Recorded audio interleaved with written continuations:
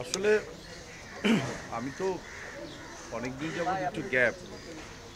আমাকে যখন ইকবাল আমাকে হঠাৎ করেই বলল, অবশ্যই এই কথা আগেও বলেছি যে তুই কই, বললাম যে আমি এরকম একটা জায়গার নাম বললাম, কয় আমি আসতেছি।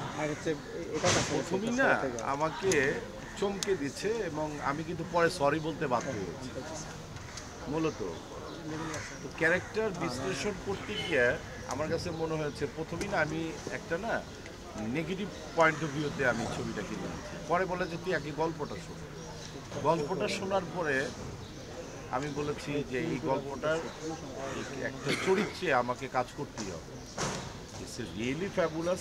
আমি এই ধরনের ক্যারেক্টার এর আগে আমি অনেক ছবি করেছি, আপনারা ভিন্নধর্মী অনেক চরিত্রে আমাকে দেখেছেন, কিন্তু এই ক্যারেক্টারটার মতো মানে কিন্তু আমি কখনো কাজ করিনি এর আগে। আরেকটা কথা আমি যদি এটা অবশ্যই বাড়িয়ে বলা হবে না, সেটা হচ্ছে ও অ্যাজ এ ফ্রেন্ড হিসাবে অনেক পুরনো। ফ্রেন্ডরা অলওয়েজ পুরনোই থাকে, কিন্তু ডাইরেক্টর হিসাবে যখন নতুন, তখন না আমার কাছে মনে হয়েছে যে একটা নতুন ডাইরেক্টর ও প্রডিউসার থেকে আসছে, কি না কি যেন করে। কারণ আমার অনেক সৌভাগ্য হয়েছে বাংলাদেশের যারা লিজেন্ড, যারা আরও 100 বছর মনে রাখবে, হ্যাঁ, যে তাদের ছবি তো আমি অভিনয় করেছি। আমার সৌভাগ্য হয়েছে একদম আমার জলজান্ত একটা কিংবদন্তি, তার ছবি তো আমি অভিনয় করেছি। এজে মিন্টু সাহেবের ছবিতে অভিনয় করেছি, গাজী সাহেবের ছবিতে অভিনয় করেছি, আরও অনেক ছবি অনেকের কাজ করেছি। কিন্তু বাট ইকবালের সাথে কাজ করতে গিয়া, ইকবাল ফোনটা রাখো বাবা, তোমার সম্পর্কে আমি বলছি।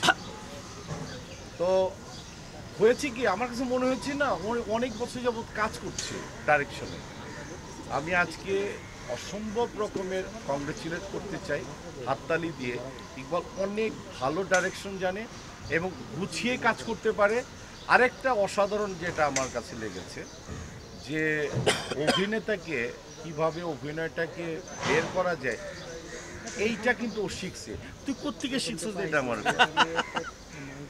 তার মানে ওর জন্য একটা হাততালি দিতেই হয়।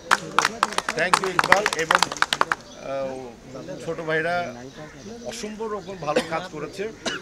আর একটা অসাধারণের কথা বলি, আউটডোরে কিন্তু অনেক বছর যাবৎ কিন্তু হারিয়ে গেছে 6টার সময় শুটিং করা, 5টার সময় শুটিং করা, 7টা 8টার সময় শুটিং করা, এটা চলচ্চিত্রের থেকে বিদায় নিয়েছিল।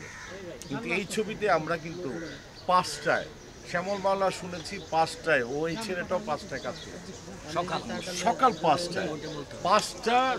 5টায় কাজ করে 4টার সময় ভাত খেয়েছি। আমি মনে করতাম কি সম্ভবত আমি 6:30টার সময় মেকআপ নিয়ে 7টার সময় ক্যামেরা ওপেন করেছি। আমি ধরেই নিয়েছিলাম আমি মানে এক নাম্বার, কিন্তু না, যায় দেখি ছোট ভাইরে 1 নাম্বার হয়ে বসে আছে। সো এই ক্রেডিটটুকু সম্পূর্ণই ইকবালের, এটা আমি মনে করি। এবং অত্যন্ত একটা গুছালো ছবি হয়েছে। এটাকে 100% হরর মুভি বললে কিন্তু ঠিক বলা হবে না। এটা হবে কি টোটালিটি সব দর্শকদের একটা ছবি।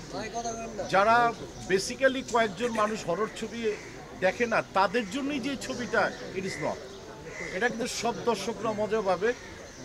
এবং সিনেমা হলে ঈদের মধ্যে যে ধরনের ছবি দেখতে মানুষ অভ্যস্ত, ইউজ টু, কিছু কিছু ছবি আমরা করতাম না আগে, যে না এই ছবি ঈদে চলবে না, এই ছবি রিলিজেও দেওয়া হতো না, এই ছবি চলবে পার্টিকুলার।